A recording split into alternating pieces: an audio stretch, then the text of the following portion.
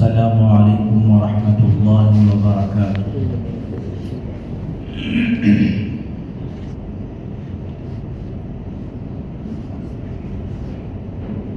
الحمد للہ نحمده ونستعینه ونستغفره ونؤمن به ونتوکل علیہ ونعوذ باللہ من شرور انفسنا ومن سیئات اعمالنا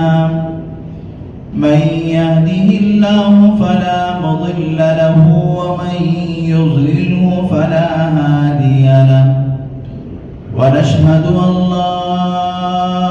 إله إلا الله وحده لا شريك له ولا نذير له ولا مشير له ولا وزير له ولا ند له ولا ضد له ونشهد أن سيدنا وسندنا ونبينا ومولانا محمد وبارك وسلم تسليما كثيرا أرسله الله تعالى بين يدي الساعة بشيرا ونذيرا وداعيا إلى الله بإذنه وسراجا منيرا أما بعد فقد قال الله تبارك وتعالى في القرآن المجيد والفرقان الحميد أعوذ بالله من الشيطان الرجيم بسم الله الرحمن الرحيم إن الذين قالوا ربنا الله ثم استقاموا تتنزل عليهم الملائكة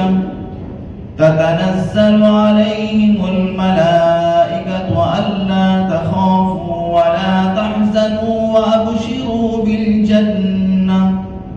وأبشروا بالجنة التي كنتم توعدون نحن أولياؤكم في الحياة الدنيا وفي الآخرة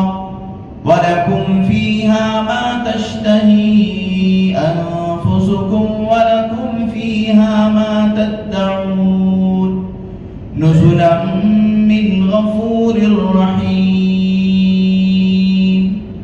وقال نبينا صلى الله عليه وسلم من صام رمضان ثم أتبعه ستا من شوال كان كصائم الدهر أو كما قال صلى الله عليه وسلم سبحانك لا علم لنا إلا ما علمتنا إنك أنت العليم الحكيم رب اشرح لي صدري ويسر لي أمري واحلل عقدة من لساني يفقهوا قولي اللهم صل على سيدنا مولانا محمد في أول كلامنا اللهم صل على سيدنا مولانا محمد في أوسط كلامنا اللهم صل على سيدنا مولانا محمد في آخر كلامنا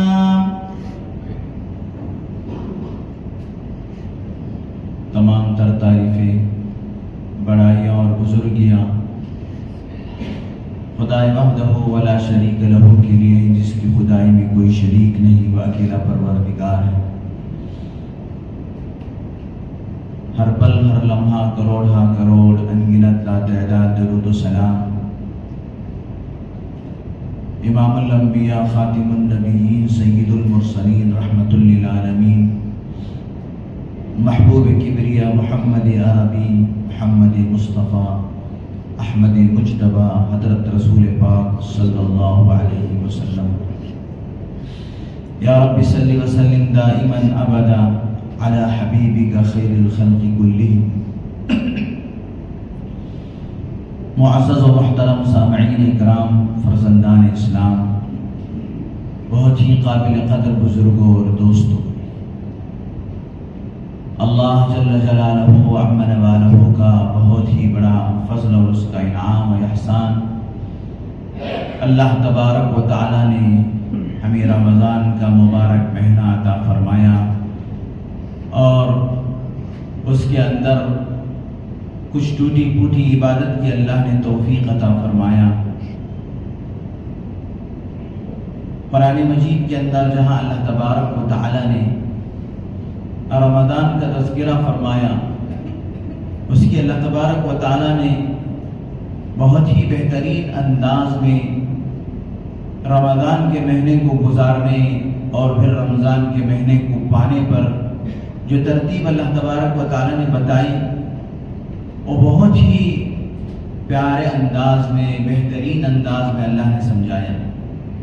سب سے پہلے اللہ تبارک و تعالی نے فرمایا شہر رمضان الذی انزل فیہ القرآن ھدی للناس وبینات من الھدی والفرقان، کہ رمضان کا مبارک مہینہ جس کے اندر ہم نے قرآن کو نازل کیا، اور یہ قرآن ایک کتاب ہدایت ہے لوگوں کے لیے۔ اللہ تبارک و تعالی نے اس کتاب ہدایت کو لوگوں کی رہبری و رہنمائی کے لیے نازل فرمایا۔ پھر اللہ تبارک و تعالی نے فرمایا فَمَنْ شَهِدَ مِنْكُمُ الشَّهْرَ فَلْيَصُمْ، جو رمضان کا مہینہ پائے چاہیے کہ وہ رمضان کے روزے رکھے۔ اور پھر اللہ تبارک و تعالی نے آگے فرمایا فَمَنْ شَهِدَ مِنْكُمُ الشَّهْرَ فَلْيَصُمْ وَمَنْ كَانَ مَرِيضًا أَوْ عَلَى سَفَرٍ فَعِدَّةٌ مِّنْ أَيَّامٍ أُخَرَ، رمضان کے مہینے میں اگر کوئی بیمار پڑ گیا، بیمار ہو گیا اور اسے روزہ رکھنے کی طاقت نہیں رہی، یا سفر میں چلا گیا۔ اس زمانے میں جب قرآن نازل ہوا تو وہ اونٹوں پر اور گھوڑوں پر سفر کیا کرتے تھے، آج کی طرح تیز رفتار سواریاں نہیں تھی۔ بہرحال جب قرآن کا حکم نازل ہو گیا کہ اگر تم سفر میں ہو تو سفر کی وجہ سے بھی، شرعی سفر کی وجہ سے بھی روزہ چھوڑ کر اس کو دوسرے دنوں میں رکھنا ضروری ہے۔ فَعِدَّةٌ مِّنْ أَيَّامٍ أُخَرَ، اس کو اگر تم رمضان میں کسی وجہ سے روزہ چھوڑ دیو ہو، بیماری کی وجہ سے، سفر کی وجہ سے، مجبوری کی وجہ سے، تو روزہ چھوڑ دیا، رمضان چلا گیا، اب چلو اس کو ٹھنڈے بستے میں ڈال دیا جائے، ایسی بات نہیں ہے، بلکہ اس کو دوسرے دنوں میں اس کی قضا کرنا ضروری ہے۔ بہت سارے لوگ رمضان میں تھوڑی بہت مجبوری کی وجہ سے روزہ چھوڑ دیتے ہیں تو پھر اس کی طرف توجہ ہی نہیں دیتے، کبھی اس روزہ کو قضا کرنے کا نمبر ہی نہیں آتا، حالانکہ اللہ تعالیٰ فرماتے ہیں فَعِدَّةٌ مِّنْ أَيَّامٍ أُخَرَ، اس کو دوسرے دنوں میں تم قضا کر کے اس کو پورا کرنا تمہارے لیے ضروری ہے، ورنہ تمہارے سر سے فرض نہیں اترتا۔ ہاں اتنا آدمی مجبور ہے، اب اس کو صحت ملنے کی کوئی امید نہیں ہے اور کبھی زندگی میں وہ روزہ نہیں رکھ سکتا، وہ کفارے کے اور قضا کے طور پر روزہ نہیں رکھ سکتا، تو ایسی صورت میں اس کو فدیے کے ذریعے سے اس ذمہ داری کو اپنے سر سے اتارنا ضروری ہے۔ ایک روزہ چھوڑنے پر ایک فدیہ، جیسے صدقۃ الفطر ہے، جیسے کہ عام طور پر اعلان کیا گیا صدقۃ الفطر ہم نے ادا کیا 90 یا 100 روپے، تو ایک روزے کا فدیہ 100 روپے یا 90 روپے، اور پھر جیسے آدمی کی کیپیسٹی بڑھ جاتی ہے، استطاعت بڑھ جاتی ہے، ویسے وہ فدیہ کی قیمت بھی بڑھ جاتی ہے۔ نارمل اللہ تبارک و تعالیٰ نے جو صدقۃ الفطر واجب فرمایا وہ 1.25 کلو گیہوں کے بقدر، یہ نارمل ہے، یعنی منیمم ہے، میکسیمم کی کوئی قید نہیں۔ کوئی آدمی جیسے کشمش کے بقدر بھی صدقۃ الفطر ادا کرتا ہے تو فدیہ بھی آدمی اسی کے بقدر کہ 300 روپے یا 1000 روپے یا اس سے زیادہ ایک روزے کا فدیہ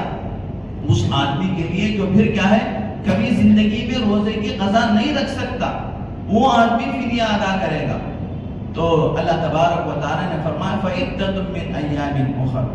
پھر اللہ تعالیٰ فرمایا يُرِيدُ اللَّهُ بِكُمُ الْيُسْرَ وَلَا يُرِيدُ بِكُمُ الْعُسْرَ، اللہ تبارک و تعالیٰ یہ فرائض، یہ اللہ تبارک و تعالیٰ کی طرف سے جو ذمہ داریاں تم پر جو عائد کیے گئے ہیں، یہ تمہاری آسانیوں کے لیے، اللہ تعالیٰ تمہارے ساتھ بھلائی چاہتا ہے، اللہ تم کو مشکل میں ڈالنا، تکلیف میں ڈالنا، تنگی میں ڈالنا نہیں چاہتا. یرید اللہ بکم اليسر ولا یرید بکم العسر. اللہ تعالیٰ اس کے ذریعے سے تمہارے لیے آسانی کا، خوشحالی کا اور اللہ تعالیٰ نے کامیابی کا ارادہ فرمایا ہے. اللہ تعالیٰ نے اس کے ذریعے سے تمہارے لیے بھوکا رکھنا اللہ کو مقصود نہیں ہے کہ اللہ تبارک و تعالیٰ کے خزانوں میں اسٹاک کم ہو گیا، چلو بھائی 1 مہینہ ان کو بھوکا رکھ کے اللہ تعالیٰ اپنا اسٹاک پورا کر لے، اس کی وجہ سے نہیں. اللہ تو زمین و آسمان کے خزانوں کے مالک. اللہ تبارک و تعالیٰ پوری مخلوق کو جو وہ چاہے اس کی چاہت سے لاکھوں گنا بڑھ کر دے، پھر بھی اللہ کے خزانے میں ایک رائی کے دانے کے برابر کمی نہیں آتی ہے. اللہ تبارک و تعالیٰ جس طریقے سے وراء الورا ہے، اللہ کے خزانے بھی بے تحاشا ہیں. اللہ کے خزانوں میں ذرا برابر کمی نہیں آتی. تو اللہ تعالیٰ فرماتے یرید اللہ بکم اليسر ولا یرید بکم العسر. اور پھر آخر میں اللہ تعالیٰ فرماتے وَلِتُكْمِلُوا الْعِدَّةَ وَلِتُكَبِّرُوا اللَّهَ عَلَى مَا هَدَاكُمْ. جب تم یہ 30 دن رمضان کے 30 دن یا 32 دن جو بھی ہیں اس کو تم پورا کرو، جب تم 30 دن رمضان کے پورا کرو وَلِتُكْمِلُوا الْعِدَّةَ وَلِتُكَبِّرُوا اللَّهَ عَلَى مَا هَدَاكُمْ. تو تم اللہ کی بڑائی بیان کرو، اللہ تبارک و تعالیٰ کی تعریف بیان کرو، اللہ تبارک و تعالیٰ کی حمد و ثنا بیان کرو اس بات پر جس کی اللہ نے تم کو ہدایت دیا، جس کی اللہ نے تم کو توفیق دیا. جو کچھ اللہ تبارک و تعالیٰ نے رمضان میں ہم کو عبادت کی توفیق عطا فرمایا، روزوں کی توفیق عطا فرمایا، سجدوں کی اللہ نے توفیق عطا فرمایا، قرآن مجید کی تلاوت کی اللہ نے جو توفیق عطا فرمایا، اس پر تم اللہ کی بڑائی بیان کرو، اللہ کی تعریف بیان کرو. اور پھر اللہ تعالیٰ آخر میں فرماتے وَلِتُكْمِلُوا الْعِدَّةَ وَلِتُكَبِّرُوا اللَّهَ عَلَى مَا هَدَاكُمْ لَعَلَّكُمْ تَشْكُرُونَ. تاکہ تم کیا ہے شکر گزار بندے بن جاؤ، اللہ تبارک و تعالیٰ کے شکر گزار بندے بن جائے. جب اللہ تعالیٰ فرماتے ہیں جب تم میری نعمتوں کا شکر ادا کرو گے تو میں ایسے ہی تمہارے لیے اپنی نعمتوں کو جاری وسائل رکھوں گا. جیسے تم اللہ تبارک و تعالیٰ کی ان نعمتوں کے ملنے پر شکریہ ادا کریں تو میں تمہارے لیے نعمتوں کا اضافہ کروں گا. یہ مضمون اللہ تعالیٰ نے رمضان کا بیان فرمانے کے بعد فوراً یہ اللہ تبارک و تعالیٰ بیان فرماتے ہیں اذا سألک عبادی انی فإنی قریب. جب بندے پوچھیں تم سے اے نبی جی کہ میں کہاں ہوں، میرا پتہ کیا ہے، میرا ایڈریس کیا ہے، میرے بندوں کو کہہ دو کہ میں فقط رمضان میں ہی میرے بندوں کی حاجتوں کو پورا کرنے والا نہیں ہوں. میں رمضان میں فقط بندوں کی دعائیں نہیں سنتا ہوں بلکہ میں تمہاری شہرت سے زیادہ قریب ہوں. میں ہمیشہ تمہارے ساتھ ہوں، ہمیشہ میں تمہارے قریب رہتا ہوں اور ہمیشہ میں تمہاری دعاؤں کو سنتا ہوں. اذا سألک عبادی، چاہے اللہ نے یہاں رمضان کی کوئی قید نہیں لگایا، شوال کی کوئی قید نہیں لگایا اللہ تعالیٰ، بلکہ اللہ نے اس کو مطلق رکھا. جب بھی میرا بندہ مجھے پکارتا ہے اذا سألک عبادی انی فإنی قریب، جب میرے بندے میرے بارے میں تم سے پوچھیں کہ میں کہاں ہوں، میں ان کو کہاں ملوں گا، اگر وہ مجھ سے ملنا چاہے، میری محبت حاصل کرنا چاہے، مجھ سے تعلق جوڑنا چاہے، مجھ سے وہ اپنا رشتہ مضبوط کرنا چاہے تو بندوں سے کہو کہ انی قریب. اذا سألک عبادی انی فإنی قریب اجیب دعوت الداعی اذا دعان، میں قریب ہوں. ایک جگہ اللہ تعالیٰ فرماتے ہیں نحن اقرب الیہ من حبل الورید. آپ اپنے امتیوں سے کہہ دو کہ میں اپنے بندوں سے ان کی شہرت سے زیادہ قریب ہوں، سب سے زیادہ قریب ان کے میں ہی ہوں. لہذا جب وہ مجھ سے مانگتے ہیں، جب وہ مجھ سے دعا کرتے ہیں، جب وہ مجھ سے توبہ کرتے ہیں تو میں ان کی دعاؤں کو قبول کرتا ہوں. میرے دوستوں، رمضان یا غیر رمضان ہر وقت اللہ تعالیٰ ہم سے قریب ہوتے ہیں، البتہ بندے اللہ سے دور ہو جاتے ہیں. رمضان آیا کیا عجیب انسان ہے، ایک چاند دیکھ کر اللہ تعالیٰ کی عبادت شروع کر دیتا ہے، سجدے شروع کر دیتا ہے، تلاوت شروع کر دیتا ہے، اللہ کو منانے کے لیے مسجد میں آ جاتا ہے اور نمازوں کی کثرت شروع کر دیتا ہے اور اللہ تبارک و تعالیٰ کی یاد میں لگ جاتا ہے، اپنے آپ کو بھوکا رکھتا ہے، پیاسا رکھتا ہے، لیکن دوسرا چاند دیکھتے ہی مسجدیں خالی کر کے بھاگ جاتا ہے. عجیب انسان ہے، ایک چاند دیکھ کر کیا ہے مسجدوں کو آباد کیا، دوسرا چاند دیکھ کر مسجدوں کو ویران کر دیا. یہ مسلمانی ہے. کیا ہم رمضان کے مسلمان ہیں یا رحمان کے ایمان والے ہیں؟ ہم رمضان کے مسلمان ہیں یا رحمان کے ماننے والے ہیں؟ اگر ہم رمضان کے مسلمان ہیں تو رمضان کے ساتھ ہماری عبادتیں ختم، ہمارے نمازیں ختم، ہمارے روزے ختم۔ میرے دوستو، مسجدیں ویران ہو جاتی ہیں، رمضان جیسے ہی ختم ہوتا ہے مسجدیں ویران ہو جاتی ہیں۔ فجر کی نماز میں رمضان کے مہینے میں جمعہ کے جیسی تعداد ہوا کرتی تھی۔ فجر کی نماز میں رمضان کے مہینے میں جمعہ میں جو تعداد ہوتی ہے عام دنوں کے اندر، وہ تعداد رمضان کے مہینے میں فجر کی نماز کے اندر ہوا کرتی۔ لیکن جیسے ہی رمضان ختم ہو گیا، وہی گھر والے باقی رہ گئے، باہر والے سب باہر نکل گئے۔ وہی 4-5 آدمی جو پہلے سے عبادت کرتے تھے، وہ گھر والے گھر میں رہ گئے، باہر سے جو آئے تھے وہ باہر چلے گئے۔ ہم سب اللہ تبارک و تعالیٰ کے بندے ہیں۔ ابن تیمیہ رحمۃ اللہ علیہ فرماتے ہیں کہ اگر کسی کو اس کا اپنا رمضان قبول ہوا یا نہیں ہوا معلوم کرنا ہے تو رمضان کی بعد والی زندگی پر نگاہ ڈالنا ہے۔ شیخ الاسلام ابن تیمیہ رحمۃ اللہ علیہ فرماتے ہیں کہ کوئی آدمی تھرمامیٹر لے کر اپنے ایمان کی پیمائش کرنا چاہے، اپنے ایمان کی کسوٹی کو پرکھنا چاہے، تو رمضان کے بعد دیکھے کہ کیا اس کے اندر جو رمضان کے اندر جو عبادتوں کا چسکا تھا، جو عبادتوں کا شوق تھا، جو اللہ تبارک و تعالیٰ کی یاد سے اس کا دل معمور تھا، اور جو فکر آخرت کی تھی، تو وہ رمضان کے بعد باقی ہیں یا نہیں؟ میرے دوستو، اگر رمضان کے بعد بھی ہمارا وہ جذبہ، ہمارا وہ شوق، ہماری وہ عبادتیں باقی ہیں تو سمجھو کہ ہمارا رمضان قبول ہو گیا۔ اگر رمضان کے بعد ہماری وہ شوق، ہمارا وہ شوق، ہمارا وہ ذوق، ہماری وہ عبادتیں، ہماری وہ تلاوت، ہمارا وہ قرآن اور ہماری وہ چیزیں باقی نہیں ہیں تو سمجھو کہ ہمارا رمضان رسمی تھا، دکھاوے کا تھا، لوگوں کو دکھانے کا تھا، اپنی اصلاح کے لیے نہیں تھا۔ ہاں، تھوڑا بہت کیا عبادت کم ہو جاتی ہے، رمضان میں تھوڑا عبادت زیادہ ہو جاتی ہے، اور رمضان میں روزے زیادہ ہو جاتے ہیں، تراویح کی نماز ہو جاتی ہے، قرآن کی تلاوت زیادہ ہوتی ہے، لیکن رمضان کے بعد یہ روزے بھی باقی رہتے ہیں۔ اسی لیے اللہ کے نبی صلی اللہ علیہ وسلم نے فرمایا، جس نے رمضان کے روزے رکھا، من صام رمضان ثم اتبعه ستا من شوال کان کصائم الدہر، جس نے رمضان کے بعد شوال کے مہینے میں 6 روزے رکھا، شوال کے مہینے کے 6 روزے رکھا، وہ گویا کہ ایسا ہے کہ پورا سال اس نے روزے رکھا۔ اس کا فلسفہ کیا ہے؟ اس کا فلسفہ یہ ہے کہ اللہ تبارک و تعالیٰ کا ایک عام اصول ہے۔ اللہ تعالیٰ قرآن مجید میں فرماتے من جاء بالحسنۃ فلہ عشر امثالها، جو ایک نیکی ہمارے پاس لے کر آئے گا، ہم اس ایک نیکی کو ایک نہیں بلکہ 10 نیکیاں بنا کر دیں گے۔ یہ کم سے کم درجہ ہے، ورنہ اللہ تعالیٰ فرماتے ہیں قرآن مجید کے اندر کہ ہم اس کو کبھی 700 گنا عطا فرماتے ہیں، اور کبھی ہم واللہ یضاعف لمن یشاء، ہم اپنی طرف سے جتنا چاہے اضافہ کر کے دینا چاہے، ہم کو کون پوچھنے والا ہے؟ ہم ساری کیا ہے بادشاہت کے اکیلے تنہا مالک ہیں، ہمارے لیے کوئی ووٹنگ کی ضرورت نہیں ہے، اور کوئی کیا ہے ہم کو سپورٹ کی ضرورت نہیں ہے۔ اللہ تبارک و تعالیٰ تو مختار کل ہیں، اللہ اپنی بادشاہت میں اکیلے ہیں، تو اللہ فرماتے ہیں کہ ہم جو چاہتے ہیں وہ کرتے ہیں، جتنا اضافہ کرنا چاہے ہم کرتے جاتے ہیں، وہ اس کی اخلاص کی بنیاد پر ہوتا ہے، اس کی للہیت کی بنیاد پر ہوتا ہے۔ جتنا اس کے اندر اخلاص ہوتا ہے اتنا ہم اس کی عبادتوں کی نیکیوں میں اضافہ کرتے چلے جائیں۔ لیکن عام اصول یہ ہے، ایک نیکی لائیں گے تو اس کے بدلے میں ہم 10 نیکیاں عطا کریں گے۔ تو پھر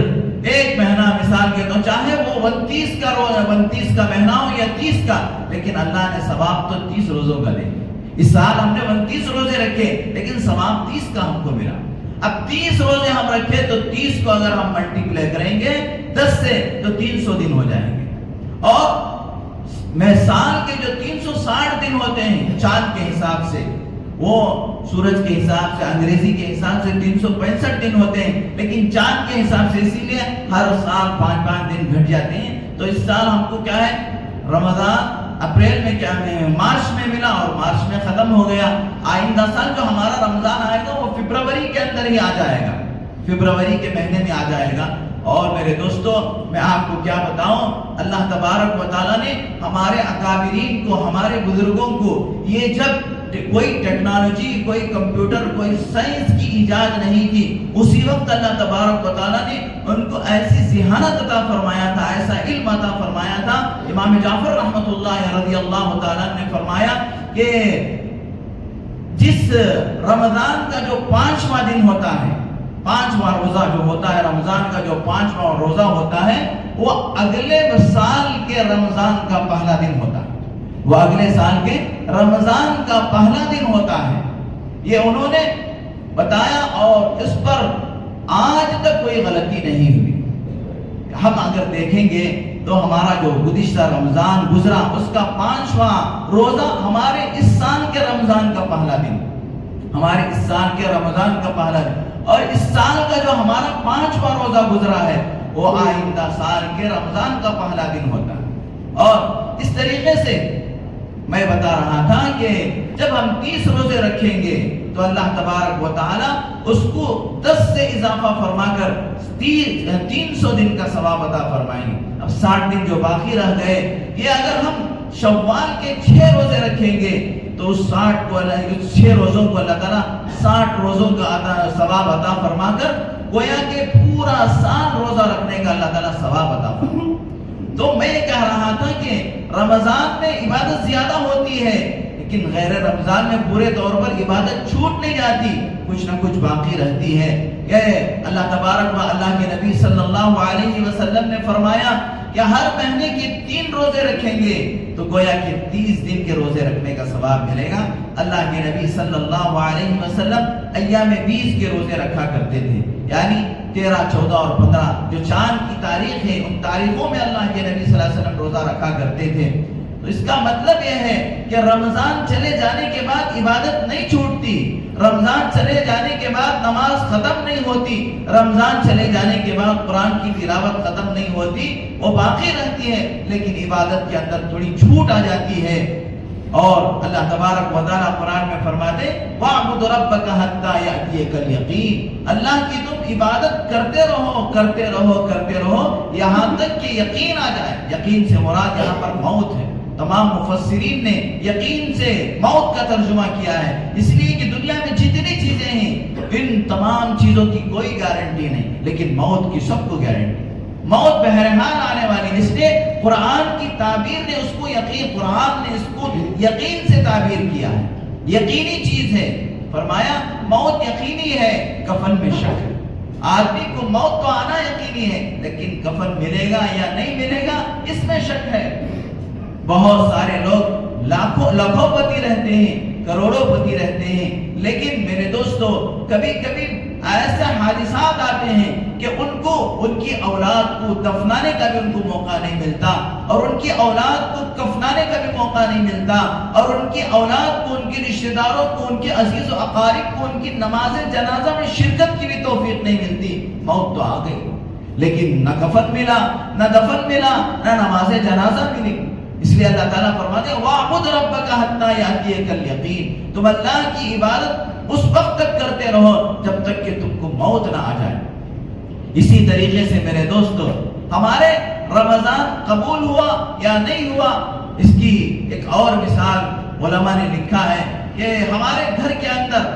ہم کو کبھی کسی چیز کی ضرورت پڑ جاتی ہے تو ہم اپنے اس گھر کی ضرورت کو پورا کرنے کے لیے، اس گھر کی مرمت کے لیے مثال کے طور پر ایک مزدور کو رکھتے ہیں، ایک مزدور کو رکھتے ہیں، ایک آدمی کو، ایک مستری کو رکھتے ہیں کہ ہمارے گھر کا کام کرنے کے لیے۔ جب وہ گھر کا کام صحیح ڈھنگ سے ادا کرتا ہے اور بہت ہی تجربے سے اس کام کو کرتا ہے تو پھر میرے دوستو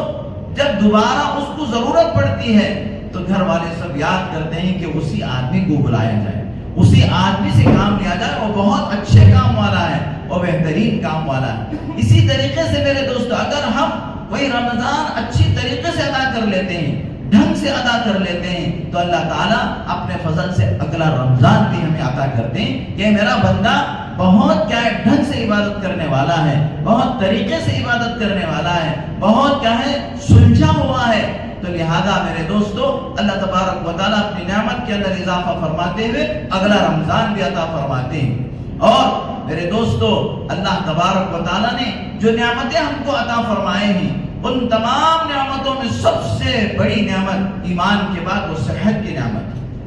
کب آدمی کیا ہو جاتا ہے، کیسے اس کے اوپر پریشانی آ جاتی ہے، کیسے مصیبت آتی ہے، کچھ پتہ نہیں چلتا۔ اس لیے حضرت موسیٰ علیہ السلام نے اللہ سے پوچھا، کیونکہ موسیٰ علیہ السلام کلیم اللہ تھے، اللہ سے بات چیت ہوتی تھی، تو حضرت موسیٰ علیہ السلام نے پوچھا، اے اللہ تیری نعمتوں میں سے اگر میں کوئی نعمت مانگوں تو کون سی نعمت مانگوں؟ اللہ تبارک و تعالیٰ نے موسیٰ علیہ السلام کو اشارہ فرمایا، میری نعمتوں میں سے اگر تم کو کوئی نعمت مانگنا ہو تو صحت کی نعمت مانگو۔ ایمان کے بعد، اعمال کے بعد صحت کی نعمت سب سے بڑی نعمت ہے۔ اس لیے کہ میرے دوستو، لوگوں کے پاس دولت ہوتی ہے، مال ہوتا ہے، کوٹھے بنگلے ہوتے ہیں، کاریں ہوتے ہیں، سب کچھ ہوتا ہے، لیکن صحت اگر نہیں ہوتی ہے تو وہ وینٹیلیٹر پر لیٹا ہوا رہتا ہے، وہ نہ کھا سکتا ہے، سب کچھ ہونے کے باوجود، پوری دولت اس کے پاس ہونے کے باوجود نہ وہ کھا سکتا ہے، نہ وہ کاروں میں پھر سکتا ہے، نہ وہ بنگلوں کے اندر رہ سکتا ہے۔ اس لیے صحت بہت بڑی نعمت ہے۔ صحت کی دولت نعمت کو غنیمت سمجھنا ہے کہ بیماری اور پریشانی آنے سے اللہ کے نبی صلی اللہ علیہ وسلم کی دعاؤں میں ایک بہترین دعا ہے، اس دعا کو ہم صبح شام ہمارے معمولات کے اندر شمار کر لینا ہے، ہمارے معمولات کے اندر اس دعا کو ریپیٹ کرنا ہے اور اس دعا کا اہتمام کرنا۔ اللہ کے نبی صلی اللہ علیہ وسلم نے فرمایا، اللہم انی نعوذ بک من فجاءۃ الشر، اے اللہ میں تجھ سے پناہ مانگتا ہوں اچانک کے شر سے۔ کہ آدمی جا رہا ہے، سڑک پار ہو رہا ہے، ایکسیڈنٹ ہو گیا، اچانک سے کیا ہے، آدمی کی ٹانگ ٹوٹ گئی، پیر پھوٹ گیا ہے، بہ گیا، سر پھوٹ گیا اور آدمی کا انتقال ہو گیا۔ اچانک کے شر سے اللہ میں تیری پناہ مانگتا ہوں۔ اور اللہ کے نبی صلی اللہ علیہ وسلم نے فرمایا، وَأَسْأَلُكَ مِن فُجَاءَةِ الْخَيْرِ، اے اللہ میں تجھ سے اچانک کا خیر مانگتا ہوں۔ اچانک کہ آدمی کو اندازہ بھی نہیں تھا کہ اللہ تبارک و تعالیٰ نے کوئی خیر اس کے لیے مقدر کر دیا۔ اللہ تبارک و تعالیٰ نے کیا ہے، بندہ مسجد کے پاس سے جا رہا تھا، اچانک اللہ نے خیال ڈالا کہ چلو بھی 4 رکعت اشراق کی نماز ادا کرتا چلو۔ یہ دماغ کے اندر آدمی کو آتا ہے تو فوراً وہ اللہ تبارک و تعالیٰ کی عبادت کی طرف متوجہ ہوتا، گویا کہ اللہ نے اس کے ساتھ خیر کا معاملہ فرمایا، اللہ تبارک و تعالیٰ نے اس کے ساتھ بھلائی کا معاملہ فرمایا۔ اور اچانک کے شر سے پناہ اللہ کے نبی صلی اللہ علیہ وسلم نے پناہ مانگا، اللہم انی اعوذ بک من فجاءۃ الشر، اے اللہ میں تجھ سے اچانک کے شر سے پناہ مانگتا ہوں، واسألک من فجاءۃ الخیر، اے اللہ میں تجھ سے اچانک کا خیر طلب کرتا ہوں۔ بہرحال میرے دوستو، اس وقت امت کے اوپر بہت حالات ہیں، دیکھتے دیکھتے وقف ترمیمی بل مسلمان دشمن حکومت نے اپنے طور پر پاس کر لیا ہے، لیکن مسلمانوں باخبر رہیے کہ ہم یہ سوچ کر کہ بل پاس ہو گیا ہم کیا کر سکتے ہیں، کدھر کر سکتے ہیں، ہاتھ پر ہاتھ دھر کے نہیں بیٹھنا ہے، بلکہ ہماری جدوجہد جاری رہنا ہے، ہماری جدوجہد جاری رہنا ہے، یہاں تک کہ اگر ہم اپنی آواز اٹھاتے رہیں گے اور اپنی جدوجہد جاری رکھیں گے تو انشاءاللہ ثم انشاءاللہ یہ بل اور ایسے ہزاروں بل رد ہو سکتے ہیں۔ اور اس جدوجہد کو جاری رکھنے کے ساتھ ساتھ ہم اللہ تبارک و تعالیٰ کو جس دن منانے میں کامیاب ہو جائیں گے، جس دن اللہ تبارک و تعالیٰ کو ہم منا لیں گے، تو اللہ تبارک و تعالیٰ ان حکومتوں کو اپنی قدرت کی جھاڑوؤں سے پاک صاف کر کے، یہ تو کیا ہے مکڑی کے جالے ہیں، اللہ تعالیٰ قرآن مجید میں فرماتا ہے کمثل العنکبوت، یہ تو کیا ہے مکڑی کے جالوں کی طرح ہے۔ دنیا کی جو حکومتیں ہیں، دنیا کی جو طاقتیں ہیں، یہ اللہ تبارک و تعالیٰ کی نگاہ میں مچھر کے پر سے زیادہ کمزور اور مکڑی کے جالوں سے زیادہ بے حیثیت ہیں۔ لیکن میرے دوستو، یہ سب کب ہوتا ہے؟ یہ حکومتیں جو ہم پر ظالمانہ طریقے پر ہمارے حقوق کو چھیننے پہ کب مجبور ہوتے ہیں، کیا کب وہ آمادہ ہوتے ہیں؟ جس وقت ایک اچھی طریقے سے ایک آپ کیا ہے اصول یاد رکھ لیجیے، جب بندہ اللہ تبارک و تعالیٰ کا بندہ اللہ کی نگاہ میں جب ہلکا ہو جاتا ہے، اللہ کی نگاہ میں جب ہلکا ہو جاتا ہے تو چیزوں کی قیمت بڑھ جاتی ہے، اور ایسے ویسے لوگ ہمارے اوپر حکومت کرنے پر آ جاتے ہیں۔ جب بندہ اللہ تبارک و تعالیٰ کے سامنے جھکتا ہے، اللہ تبارک و تعالیٰ کو مناتا ہے، جس کی وجہ سے بندے کی قدر و قیمت جب بڑھ جاتی ہے تو اللہ دنیا کو ذلیل بنا کر اس کے قدموں میں ڈال دیتے۔ اب جب یہ حکومتیں ہمارے اوپر، ہماری یہ ظالم حکومتیں ہم پر جو ظلم کر رہے ہیں، تو اس کا واضح اشارہ یہ ہے کہ بندوں نے بندے اللہ کی نگاہ سے گر چکے، اللہ تبارک و تعالیٰ کی نافرمانیاں کر کر، اللہ تبارک و تعالیٰ کے حکموں کو توڑ کر آج مسلمانوں کی معاشرت پر ایک نگاہ ڈالیں کہ ہمارے مسلمان کس حال میں زندگی گزار، ہمارے نوجوان کس حال میں زندگی گزار رہے ہیں، گناہوں کے دلدل میں پھنسے ہوئے ہیں۔ اور میرے دوستو، اللہ کے نبی صلی اللہ علیہ وسلم نے فرمایا تھا کہ ایک زمانہ آئے گا، اس زمانے کے اندر لوگ شراب کو نئے نئے نام دے کر پیئیں گے، اس کو شراب کو نئے نئے نام دے کر وہ شراب ہمارے معاشرے میں عام ہو جائے گی۔ بہت سارے عورتیں اپنی کارگزاریاں سناتے ہیں کہ جس دن شادی ہوئی اسی دن شادی کی پہلی رات میں شوہر پی کر آ گیا، اور زندگی ہماری کیا ہے، وہ عورتیں کہتے ہیں کہ ہم مرنا چاہتے ہیں لیکن خودکشی اسلام کے اندر حرام ہے، ہماری زندگیاں دوپہر ہو گئی۔ اور بتایا گیا کہ تم اپنے سسرال والوں کو بتاؤ، تو آگے سے وہ لڑکی کہتی ہے کہ سسر بھی پیتا ہے، بھائی بھی پیتا ہے، کس کو بتائیں؟ معاشرے کے اندر برائی ایسے عام ہو جاتی ہے۔ اور میرے دوستو، نشہ الگ الگ مختلف طریقوں سے بچے گولیوں کے ذریعے سے نشہ لیتے ہیں، ڈرگس کے ذریعے سے نشہ لیتے ہیں۔ گویا ماحول اور معاشرہ اتنا گندا ہو چکا ہے، اتنا خراب ہو چکا ہے، 99% مسلمان برائیوں کے اندر مبتلا ہیں۔ رمضان کا مبارک مہینہ، رمضان کا اتنا بہترین مہینہ، لیکن لوگ روزوں سے غافل، نمازوں سے غافل، اللہ کے احکام سے غافل۔ جب ہم اللہ کی نگاہ سے اتر جاتے ہیں تو اللہ تبارک و تعالیٰ ظالموں کو ہمارے اوپر مسلط کر دیتے ہیں، ظالموں کو ہمارے اوپر مسلط کر دے۔ اس کے علاوہ میرے دوستو، یہ وقف کی جائیداد کا لوگوں نے کس قدر غلط فائدہ اٹھایا کہ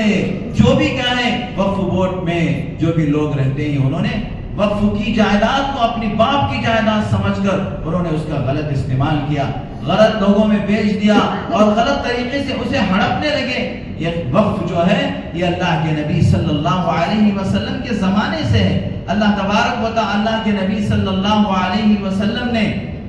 حضرت عثمان غنی رضی اللہ تعالیٰ عنہ سے فرمایا تھا، جب ایک یہودی کا کنواں تھا اور اس کا پانی مدینہ منورہ کے اندر سب سے زیادہ شیرین اور میٹھا پانی تھا، وہ یہودی لوگوں کو بہت زیادہ قیمت پر بیچا کرتا تھا، تو حضرت عثمان غنی رضی اللہ تعالیٰ نے جا کر اس یہودی سے اس کنویں کو خریدنے کی بات کیے تو اس نے کہا میرا تو گزر بسر ہی اس پر ہوتا ہے، میں اس کو نہیں بیچ سکتا۔ تو عثمان غنی رضی اللہ تعالیٰ، کیونکہ حضرات صحابہ کو اللہ تبارک و تعالیٰ نے حضور پر نور علیہ السلام کی صحبت سے وہ فراست اور وہ ذہانت عطا فرمایا تھا کہ پھر دنیا کے کسی انسان کو وہ ذہانت و فراست نہیں تھی۔ حضرت عثمان غنی رضی اللہ تعالیٰ نے فرمایا اگر تم پورا کنواں نہیں بیچ سکتے تو آدھا کنواں مجھے بیچ دو۔ اس نے کہا کہ آدھا کنواں کیسے بیچے، کہ اس میں دیوار لگا دیں؟ حضرت عثمان غنی نے کہا ایسی بات نہیں، ایک دن تم اس کنویں کو اپنے لیے استعمال کرو، دوسرے دن ہمارے لیے دے دو۔ چنانچہ اور قیمت بھی بہت زیادہ قیمت حضرت عثمان غنی رضی اللہ تعالیٰ نے طے فرمایا۔ چنانچہ وہ یہودی اس سے بہت خوش ہو گیا، چلو بھی پیسے بھی مل رہے ہیں اور کنواں بھی ہمارے پاس رہے گا، جس دن ہماری باری ہوگی اس دن ہم کیا ہے زیادہ قیمت پہ پانی کو بیچ لیں گے، ہمارے پاس پیسے بھی آتے رہیں گے۔ حضرت عثمان غنی رضی اللہ تعالیٰ نے معاملہ ہونے کے بعد مدینے میں اعلان کر دیا کہ جس دن ہماری باری کا دن ہوگا سارے مسلمان اس کنویں سے فری مفت میں پانی لے کر جا سکتے ہیں۔ اب کیا ہے، مسلمان جس دن حضرت عثمان غنی رضی اللہ تعالیٰ کی باری کا دن ہوتا اگلے دن کا بھی پانی وہ اسٹاک کر لیتے، اور جس دن یہودی کی باری ہوتی اس دن کوئی نہیں جاتا۔ اس نے دیکھا کہ بھی گاہک ہی نہیں آ رہے ہیں، پتا چلا کہ حضرت عثمان غنی نے وہ کنواں مسلمانوں کے لیے مفت کر دیا ہے، فری میں پانی حاصل کرنے کے لیے کر دیا ہے۔ تو اس نے چند دنوں کے بعد حضرت عثمان سے کہا کہ بھائی یہ کنواں رکھ کے کیا کرو، اس سے تو کوئی فائدہ نہیں ہو رہا ہے، پورا کنواں ہی آپ خرید لو۔ چنانچہ حضرت عثمان غنی رضی اللہ تعالیٰ نے پورا کنواں خرید کر پورا کنواں مسلمانوں کے لیے وقف کر دیا۔ تو جو وقف ہوتا ہے وہ مسلمانوں کے رفاہی کاموں کے لیے ہوتا ہے، لیکن کیا ہوا، جو وقف بورڈ میں بیٹھا، جو بھی وقف بورڈ کی منسٹری حاصل کیا، وہ تو اپنے باپ کی جائیداد سمجھ کے اسے ہڑپنے لگا۔ تو اللہ تبارک و تعالیٰ بھی دیکھ رہے ہیں ہر چیز کو۔ آج جو مسجدوں کے دکان رہتے ہیں، دوسرے دکانوں کی اگر کرایہ دیکھیں تو 50,000، لیکن مسجد کے دکان میں رہ کر 2,000 کرایہ نہیں دیتا۔ یہ سمجھائے کہ میرے باپ کا ہے، یہ میں قبضہ کر لیا ہوں تو مجھے کون پوچھنے والا ہے اور کون آ کر مجھے بات کرنے والا۔ یہ سب دھندالیاں ہو رہے تھے، یہ سب دھوکے بازیاں ہو رہے تھے، تو اللہ تبارک و تعالیٰ نے ظالم کو مسلط کر دیا کہ گھی سیدھے انگلی سے نہیں نکلے گا، ٹیڑھی انگلی سے اسے نکالا جائے گا۔ اب میرے دوستوں، اب جب پانی سر سے اونچا ہو گیا تو کہہ رہے ہیں کہ ہمارے وقف کی جائیدادوں کا کیا ہوگا؟ پہلے سے تمہارے ہاتھ میں تھے تو تم نے اس کی کتنی حفاظت کی؟ وہ پیسہ غریبوں کا تھا، وہ پیسہ یتیموں کا تھا، اور وہ پیسہ کیا ہے مجبوروں کا تھا۔ اس سے تم نے کتنے غریبوں کو فائدہ پہنچایا، اس میں تم نے کتنے غریب بچیوں کی شادیاں کیے، کتنے غریب بچوں کو تم نے پڑھا لکھا کر ان کو IAS IPS بنایا۔ بتاؤ، تمہارے پاس لاکھوں کی سمپتی تھی، لاکھوں کے وقف بورڈ کے جائیداد تھے، لیکن تم نے اس کو دھر کے بیٹھ گئے۔